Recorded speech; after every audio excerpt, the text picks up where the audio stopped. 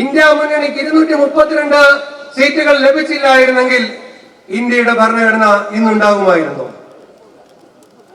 BJP തീരുമാനിച്ച പോലെ, പ്രഖ്യാപിച്ച പോലെ 400-ലധികം സീറ്റുകൾ BJPക്ക് ലഭിച്ചിരുന്നെങ്കിൽ ഈ രാജ്യത്തിന്റെ മതേതരത്വം ഉറപ്പുവരുത്തുന്ന, ഈ രാജ്യത്തിന്റെ ജനാധിപത്യം ഉറപ്പുവരുത്തുന്ന, ഈ രാജ്യത്തിന്റെ മതന്യൂനപക്ഷങ്ങളുടെ അവകാശം ഉറപ്പുവരുത്തുന്ന ഇപ്പോഴുള്ള ഭരണഘടന ഇല്ലാതാവുകയും BJPയും RSSും നാഗ്പൂരിൽ എഴുതി തയ്യാറാക്കി വെച്ചിരിക്കുന്ന ഭരണഘടന ആ സ്ഥാനത്തേക്ക് കടന്നു വരികയും ചെയ്യുമായിരുന്നു. ഞാൻ ഇവിടെ നിങ്ങളോട് സംസാരിക്കുന്നത് ഇവിടുത്തെ പോലീസ് സ്റ്റേഷനിലെ സബ് ഇൻസ്പെക്ടർ മൈക്ക് സാങ്ഷൻ തന്നതുകൊണ്ടല്ല. ഇന്ത്യയുടെ ഭരണഘടന മഹാനായ അംബേദ്കറും മഹാനായ പണ്ഡിറ്റ് നെഹ്റുവും മഹാനായ ഗാന്ധിയും freedom of speech and expression എന്ന ഇന്ത്യയുടെ ഭരണഘടന നൽകിയ അവകാശത്തിന്റെ പുറത്താണ്. പിണറായി വിജയന്റെ ഔദാര്യത്തിലല്ല ഞാനും നിങ്ങളും ഇവിടെ കൂടിയിരിക്കുന്നത്. നമ്മുടെ ഭരണഘടനാ മൂല്യങ്ങളെ തകർക്കുന്ന, ഭരണഘടനാ സ്ഥാപനങ്ങളെ ഇല്ലാതെയാക്കുന്ന 400 സീറ്റ് ലഭിച്ചിരുന്നെങ്കിൽ ഭരണഘടന തന്നെ മാറ്റി മനുസ്മൃതിയിൽ ആധാരമായ BJPയുടെ പരിവാരങ്ങളുടെ പുതിയ ഭരണഘടന ആ സ്ഥാനത്തേക്ക് പ്രതിഷ്ഠിക്കാൻ ശ്രമിക്കുന്ന രാജ്യത്തെ വർഗീയ ഫാസിസ്റ്റ് ഭരണകൂടത്തിനെതിരായി ഭരണഘടനയെ സംരക്ഷിക്കാനുള്ള ഒരു വലിയ പോരാട്ടത്തിനാണ് ഇന്ത്യൻ നാഷണൽ കോൺഗ്രസ് ഈ രാജ്യത്ത് നിന്ന് മുന്നിട്ടിറങ്ങിയിരിക്കുന്നത്. ഗ്രാമങ്ങളിൽ ഭരണഘടനാ സംരക്ഷണ റാലികൾ നടത്തുകയാണ്. ഉത്തരേന്ത്യയിലാകട്ടെ ദക്ഷിണേന്ത്യയിലാകട്ടെ. നമുക്കറിയാം, ഒരു രാജ്യമെന്ന നിലയിൽ, ഒരു ഇന്ത്യക്കാരെന്ന നിലയിൽ നമ്മുടെ ഗീതയും നമ്മുടെ ഖുറാനും നമ്മുടെ ബൈബിളും നമ്മുടെ ഭരണഘടനയാണ്. ഒരു ഇന്ത്യക്കാരന് ഗീതയും ബൈബിളും ഖുറാനും നമുക്ക് നമ്മുടെ ഭരണഘടനയാണ്. ഞാൻ ഇവിടെ നിങ്ങളോട് സംസാരിക്കുന്നത് ഇവിടുത്തെ പോലീസ് സ്റ്റേഷനിലെ സബ് ഇൻസ്പെക്ടർ മൈക്ക് സാങ്ഷൻ തന്നതുകൊണ്ടല്ല. ഇന്ത്യയുടെ ഭരണഘടന മഹാനായ അംബേദ്കറും മഹാനായ പണ്ഡിറ്റ് നെഹ്റുവും മഹാനായ ഗാന്ധിയും freedom of speech and expression എന്ന ഇന്ത്യയുടെ ഭരണഘടന നൽകിയ അവകാശത്തിന്റെ പുറത്താണ്. പിണറായി വിജയന്റെ ഔദാര്യത്തിലല്ല ഞാനും നിങ്ങളും ഇവിടെ കൂടിയിരിക്കുന്നത്. നരേന്ദ്രമോദിയുടെ ഔദാര്യത്തിലല്ല ഞാനും നിങ്ങളും ഇവിടെ കൂടിയിരിക്കുന്നത്. മഹത്തായ ഭരണഘടന ഭാരതത്തിലെ ഓരോ പൗരനും നൽകിയിരിക്കുന്ന ഭരണഘടനാപരമായ അവകാശങ്ങളുടെ അടിസ്ഥാനത്തിലാണ് നമ്മൾ ഇവിടെ ഒത്തുചേർന്നിരിക്കുന്നത്. ആ ഭരണഘടനയെ തകർക്കാൻ കോൺഗ്രസിന്റെ പ്രസക്തിയെ ചോദ്യം ചെയ്യുന്ന ആളുകളൊക്കെ ഉണ്ട്.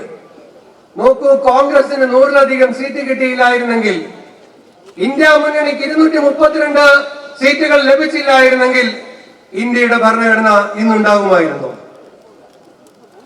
BJP തീരുമാനിച്ച പോലെ, പ്രഖ്യാപിച്ച പോലെ 400-ലധികം സീറ്റുകൾ BJPക്ക് ലഭിച്ചിരുന്നെങ്കിൽ ഈ രാജ്യത്തിന്റെ മതേതരത്വം ഉറപ്പുവരുത്തുന്ന, ഈ രാജ്യത്തിന്റെ ജനാധിപത്യം ഉറപ്പുവരുത്തുന്ന, ഈ രാജ്യത്തിന്റെ മതന്യൂനപക്ഷങ്ങളുടെ അവകാശം ഉറപ്പുവരുത്തുന്ന ഇപ്പോഴുള്ള ഭരണഘടന ഇല്ലാതാവുകയും BJPയും RSSും നാഗ്പൂരിൽ എഴുതി തയ്യാറാക്കി വെച്ചിരിക്കുന്ന ഭരണഘടന ആ സ്ഥാനത്തേക്ക് കടന്നു വരികയും ചെയ്യുമായിരുന്നു. അതുകൊണ്ടാണ് ആ ഭരണഘടനയെ നിലനിർത്താനുള്ള പോരാട്ടം ഓരോ കോൺഗ്രസുകാരന്റെയും ജീവശ്വാസം അവസാനിക്കുന്നത് വരെയും നമ്മൾ ഏറ്റെടുക്കേണ്ട പോരാട്ടമായി മാറുന്നത്. കഴിഞ്ഞ ലോക്സഭാ തെരഞ്ഞെടുപ്പ്, ആ ലോക്സഭാ തെരഞ്ഞെടുപ്പ് നടക്കുമ്പോ BJPയുടെ കൂടെയായിരുന്നു എല്ലാവരും, അല്ലേ? അംബാനി, അദാനി തുടങ്ങിയ കോർപ്പറേറ്റ് മുതലാളി വർഗം മുഴുവൻ നരേന്ദ്രമോദിയുടെയും അമിത്ഷായുടെയും BJPയുടെയും കൂടെയാണ്. ഇന്ത്യയിൽ നിഷ്പക്ഷ മാധ്യമങ്ങൾ എന്ന് ദേശീയ തലത്തിൽ ഒരു മാധ്യമവുമില്ല. NDTV കുറച്ചു കാലം ഉണ്ടായിരുന്നു. അത് പിന്നീട് അദാനി വാങ്ങിയപ്പോൾ പിന്നെ അതും BJP മാധ്യമമായി മാറി. ഇന്ത്യയിൽ അങ്ങനെ ഇപ്പോൾ ഒരു ദേശീയ തലത്തിൽ, ദേശീയ മാധ്യമങ്ങളിൽ ഒരു നിഷ്പക്ഷ മാധ്യമങ്ങൾ എന്ന് പറഞ്ഞ ഒരു മാധ്യമമില്ല. ആ ലോക്സഭാ തെരഞ്ഞെടുപ്പിൽ മുഴുവൻ മാധ്യമങ്ങളും ഒരു വശത്ത് നിന്നു, BJPയുടെ കൂടെ നിന്നു, നരേന്ദ്രമോദിയുടെ കൂടെ നിന്നു. ഇന്ത്യയിലെ തെരഞ്ഞെടുപ്പ് കമ്മീഷൻ ആരുടെ കൂടെ നിന്നു? തെരഞ്ഞെടുപ്പ് കമ്മീഷന്റെ മുഴുവൻ നിഷ്പക്ഷതയും വിശ്വാസ്യതയും ഇല്ലാതാക്കിക്കൊണ്ട് ഏകപക്ഷീയമായി തെരഞ്ഞെടുപ്പ് കമ്മീഷൻ ബിജെപിയോടൊപ്പം നിന്നു.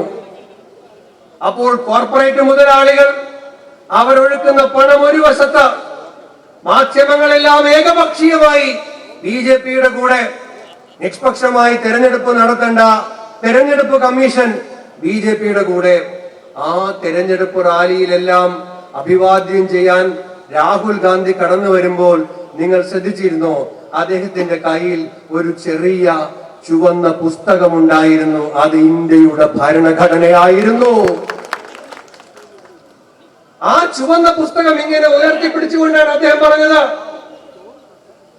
മുഴുവൻ കോർപ്പറേറ്റ് മുതലാളിമാരും ഒരു വശത്ത് നിൽക്കട്ടെ, മുഴുവൻ കോർപ്പറേറ്റ് മാധ്യമങ്ങളും ഒരു വശത്ത് നിൽക്കട്ടെ, തെരഞ്ഞെടുപ്പ് കമ്മീഷൻ അങ്ങനെ നിൽക്കട്ടെ, എന്നാലും ഞങ്ങൾക്ക് ഈ രാജ്യത്തെ നിലനിർത്താനുള്ള പോരാട്ടം നയിക്കാൻ ഊർജം തരാൻ മഹാനായ ബാബാ സാഹിബ് അംബേദ്കർ ഈ രാജ്യത്തിന് നൽകിയ ഈ ഭരണഘടന മാത്രം മതി എന്ന് പറഞ്ഞുകൊണ്ട് ആ ഭരണഘടനയുടെ പുസ്തകത്തെ ഉയർത്തിപ്പിടിച്ചുകൊണ്ടാണ് രാഹുൽ ഗാന്ധി ആ തെരഞ്ഞെടുപ്പ് പോരാട്ടത്തെ നയിച്ചത്. നമ്മൾ യഥാർത്ഥത്തിൽ വിജയിച്ച് പരാജയപ്പെട്ട ഒരു തെരഞ്ഞെടുപ്പാണത്. നമ്മൾ പരാജയപ്പെട്ട തെരഞ്ഞെടുപ്പല്ല. ഈ ശക്തികളെല്ലാം ഒരു വശത്ത് നിന്ന് നമ്മളോട് ഏറ്റുമുട്ടിയപ്പോഴും നമ്മൾ വിജയിച്ച് പരാജയപ്പെട്ട തെരഞ്ഞെടുപ്പാണത്. അതുകൊണ്ട് വേദിയിൽ ഒരുപാട് നേതാക്കന്മാർ വന്നു. ഞാൻ ആമുഖമായി എന്തുകൊണ്ടാണ്, എന്തിനു വേണ്ടിയിട്ടാണ് അഖിലേന്ത്യാ കോൺഗ്രസ് കമ്മിറ്റി ഈ നിലയിൽ ഒരു ദേശവ്യാപകമായ ക്യാമ്പയിൻ ഏറ്റെടുത്തത് എന്ന് ആമുഖമായി സൂചിപ്പിക്കാൻ വേണ്ടി മാത്രമാണ്.